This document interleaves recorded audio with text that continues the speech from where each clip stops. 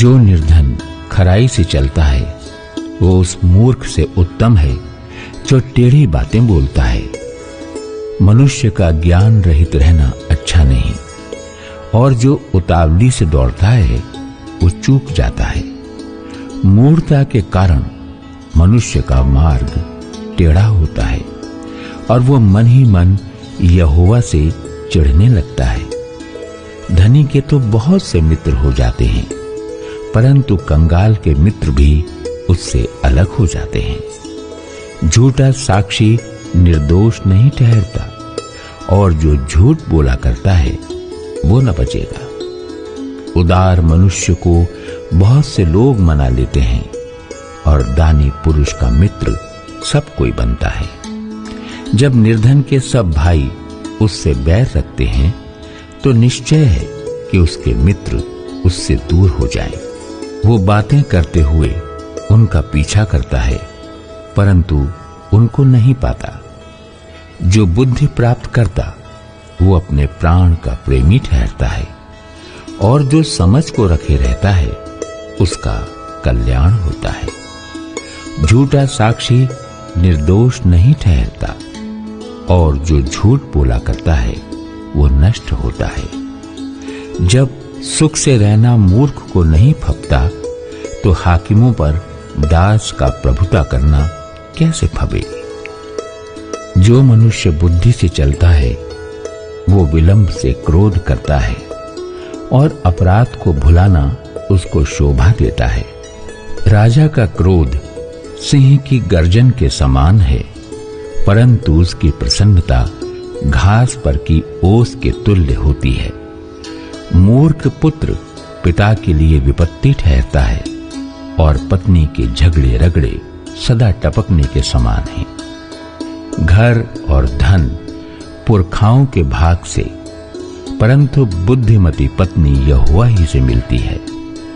आलस से भारी नींद आ जाती है, और जो प्राणी ढिलाई से काम करता वो भूखा ही रहता है। जो आज्ञा को मानता वो अपने प्राण की रक्षा करता है, परंतु जो अपने चाल चलन के विषय में निश्चिंत रहता है वो मर जाता है।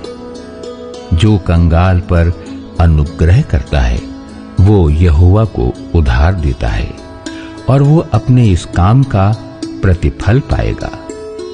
जब तक आशा है तो अपने पुत्र की ताड़ना कर, जानबूझकर उसको मार न डाल। जो बड़ा क्रोधी है उसे दंड उठाने दे, क्योंकि यदि तू उसे बचाए तो बारंबार बचाना पड़ेगा। सम्मति को सुन ले और शिक्षा को ग्रहण कर, कि तू अंतकाल में बुद्धिमान ठहरे। मनुष्य के मन में बहुत सी कल्पनाएं होती हैं, परंतु जो युक्ति यहोवा करता है वही स्थिर रहती है।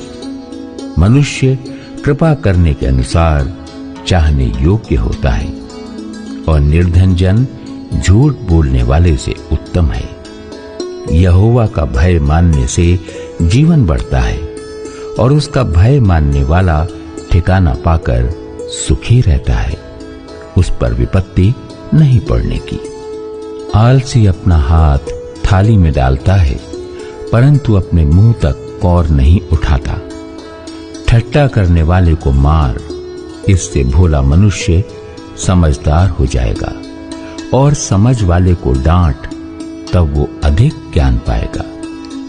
जो पुत्र अपने बाप को उजाड़ता और अपनी मां को भगा देता है वो अपमान और लज्जा का कारण होगा। हे मेरे पुत्र, यदि तू भटकना चाहता है तो शिक्षा का सुनना छोड़ दे। अधर्मी साक्षी न्याय को ठट्ठों में उड़ाता है, और दुष्ट लोग अनर्थ काम निगल लेते हैं। ठट्ठा करने वालों के लिए दंड ठहराया जाता है, और मूर्खों की पीठ के लिए कोड़े हैं।